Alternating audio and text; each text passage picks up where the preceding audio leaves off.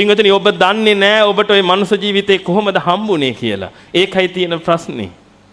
ඔබ ඔය වටින මනුෂ්‍ය ජීවිතේ පින්වතුනි කුණු කොල්ලෙට විනාශ කරගන්නවා. කුණු කොල්ලෙට විනාශ කරගන්නවා. මහා අපරාධයක් මේ ඔබ කරන්නේ. මම ඔබට පෙන්නලා දෙන්නේ පින්වතුනි ඔබ කවුද කියලා. මම ඒකයි ඔබට කිව්වේ. ඔබ කවුද? මම ඔබගෙන් වටින ප්‍රශ්නයක් අහන්නම්. මට කියන්න. ඔබට පාරේ යනකොට මාලයක් වැටිලා තියෙනවා දැකලා ඒ මාලේ හම්බ වෙනවා. ඔබ ඔය මාලේ අරගෙන කරේ දා ගන්නවා. ඒ වගේම ඔබට පරම්පරාවෙන් උරුම වෙච්ච මාලයක් තියෙනවා. අම්මා කියනවා පුතේ මගෙත් ආච්චි අම්මා තමයි මේක දුන්නේ පරම්පරාවෙන් ආවේ. මම බොහොම අමාරුවෙන් මේක රැක්කේ උඹත් මේක රැකගනින්. මට කියන්න පින්වතුනි ඔය දෙකෙන් ඔබ වැඩිපුරම රකින්නේ මොන මාලේද? පාරේ වැටිච්ච එකද? එහෙමත් නැත්නම් අර පරපුරෙන් හම්බෙච්ච එකද? අමාරුවෙන් ගත් එකද? පින්වතුනි ඔබ යමක් අමාරුවෙන් ගත්තා නම් ඔබ රකින්නවා ඒක. හොඳට බලන්න ඔබ එහෙම කෙනෙක් නෙමෙයිද කියලා. ගොඩාක් අමාරුවෙන් නම් ඔබට යම් දෙයක් ලැබුණේ ලබා ගත්තේ පින්වතුනි ඔබ ගොඩාක් රකින්නවා. අම්මේ තාත්තෙක් ඉන්නවා පින්වතුනි දරුවෝ නැතුව අවුරුදු 7ක් 8ක් 10ක් දේවාලයක් ගානේ බෝධියක් ගානේ ගිහිල්ලා දොස්තරවරු හොයාගෙන කොහොම හරි අන්තිමට 10 වෙනි අවුරුද්දේදී දරුවෙක් හම්බ වෙනවා. ඒ හම්බෙච්ච දරුවා වටිනව නේද පින්වතුනි අර අම්මට ගොඩාරියක්. එහෙනම් ගොඩාරියක් වටින්නේ පින්වතුනි ඒක ගොඩාක් අමාරුවෙන් හම්බෙච්ච නිසා. ඔබ දන්නේ නැහැ පින්වතුනි ওই මනුස්ස ජීවිතේ ඔබට හම්බුනේ කොහොමද කියලා. ඔබ හිතන්නේ ඔබ අම්මගේ බඩෙන් ඉපදුනා කියලා.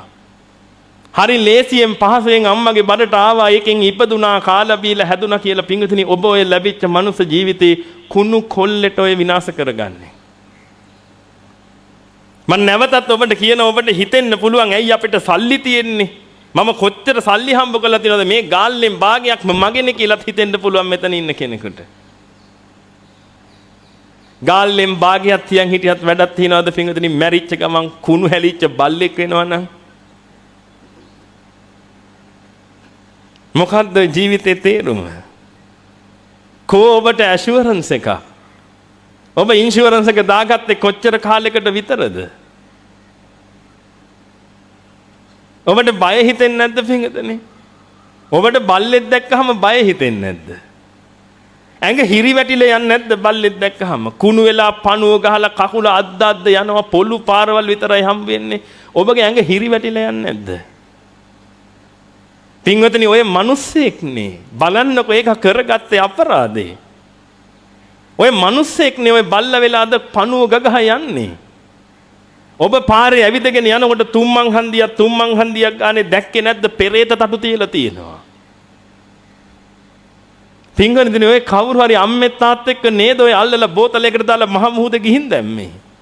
අම්මෙත් තාත්තෙක් ඔබ වගේමයි ඔය කටයුතු කරගෙන ගියේ. එහෙනම් ඔබට ඕවා දකින්නකොට ඇඟ හිරි වැටිලා යන්න එපා. ඔබට මොලයක් බුද්ධියක් තියෙනවා නම් ඔබට තේරෙන්න එපා හත් දෙයියනේ මටත් මේ ටික වුණොත් මොකද්ද මං කරන්නේ? ඔය බෝතලයක් ඇතුළට යන පෙරේතෙක් පින්වතුනි මෛත්‍රී බුදුරජාණන් වහන්සේ ලෝකේ පහළ වෙනකොට තමයි ඔතනින් මිදෙන්නේ.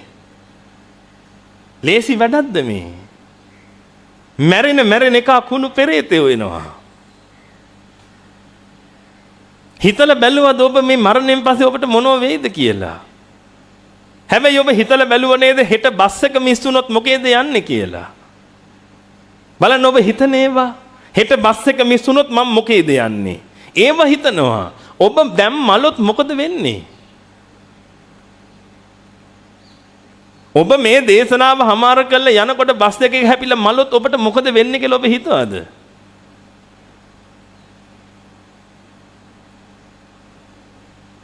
ගාල්ලෙන් භාගයක්ම මගෙන ඒකින්ද මට ප්‍රශ්නයක් නැහැ කියලා හිතුණද?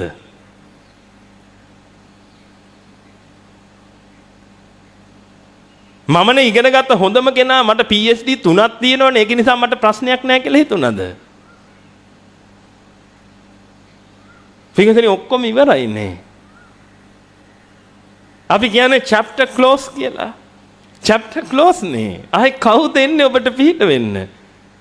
ඔබගේ තාත්තා මැරිලම බල්ලෙක් වෙලා ඉපදුනා නම් මං ওই බල්ලා වර්ගෙන ඔබගේ ඉස්සරහට આવොත් ඔබට පුළුවන් ද ওই බල්ලව මිනිසෙක් කරලා දෙන්න? ඔබගේ තියෙන සියලුම ධනෙ වියදම් කරලා මට පුළුවන් නම් මිනිසෙක් කරලා දෙන්න? කාටද පුළුවන්? යන්න සක්‍ර දේවේන්ද්‍රයා ගාවට ගිහිල්ලා කියන්න මගේ තාත්තාව මම බල්ලෙක් කියලා මිනිසෙක් කරලා දෙන්න.